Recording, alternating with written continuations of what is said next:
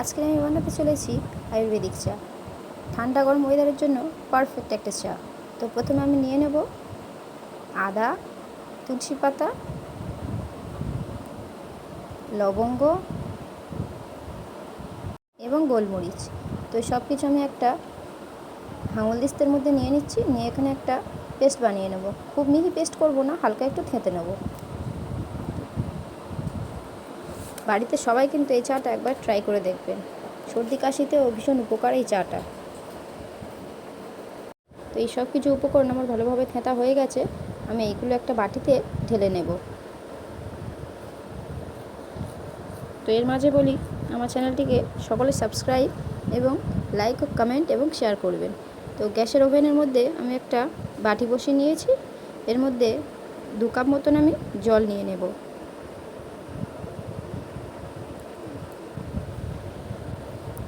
এরকম ছোট ছোট রান্নার টিপস পাওয়ার জন্য আমার চ্যানেলটিকে অবশ্যই সাবস্ক্রাইব করবেন। তো জল একটু ফুটতে থাকলে এর মধ্যে আমি যে উপকরণটা বানিয়েছিলাম, থেঁতে নিয়েছিলাম, ওই উপকরণটা আমি এই জলের মধ্যে দিয়ে দেব ও কিছুক্ষণ এই উপকরণটা ফুটতে দেব। জলের মধ্যে এটা যত ভালোভাবে ফুটবে এর কাজটাও তত ভালো পাওয়া যাবে। এই উপকরণগুলো দেওয়ার পরে একটু ভালোভাবে চামচ দিয়ে নেড়ে দেবেন। তো তার মধ্যে আমি এই তেজপাতা দুটো রাখা ছিল, এই তেজপাতা দুটো দিয়ে দেব। তেজপাতা দেওয়ার পরে একটু ফুটতে দেবেন। যারা চিনি খান না বা সুগার আছে তাদের চিনি না দিলেও চলে যাবে, কিন্তু যারা মিষ্টি প্রেমী তারা সামান্য পরিমাণে চিনি দেবেন। চিনিটাকে একটু অ্যাভয়েড করার চেষ্টা করবেন।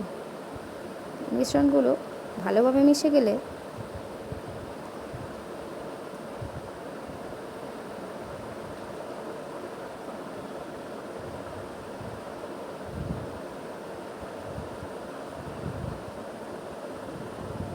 চাটা আমার ফুটতে শুরু করেছে। এর মধ্যে আমি খুব সামান্য পরিমাণে একটু চা পাতা দিয়ে দিলাম, মানে আমি এক্ষেত্রে গুঁড়ো চা পাতাই ব্যবহার করেছি। দেখতে পাচ্ছেন কত সুন্দর ফুটছে। ফোটার পরে এটা একটা সুন্দর গন্ধ ছাড়ে। তো চা আমার প্রায় পুরোপুরি রেডি হয়ে এসেছে।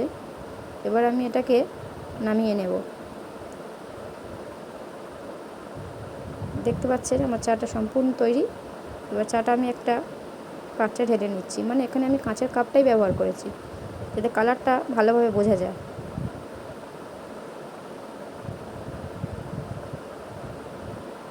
এখানে আমি 2 কাপ চায়ের মতো জল দিয়েছিলাম। তো আপনাদেরকে 1 কাপ চাই ঢেলে দেখাচ্ছি, বাকিটা আমার এই বাটিতেই রয়ে গেল। দেখতে পাচ্ছেন কত সুন্দর একটা, যেমন খেতে উপকারটাও ঠিক ততটাই। আপনারা বাড়িতে অবশ্যই ট্রাই করবেন। চাটা আপনাদের স্বাস্থ্যের পক্ষে খুবই উপকার। নমস্কার। আরেকটা কথা, আমার চ্যানেলটাকে অবশ্যই সাবস্ক্রাইব করবেন এরকম ছোটো ছোটো রান্নার ভিডিও দেখার জন্য।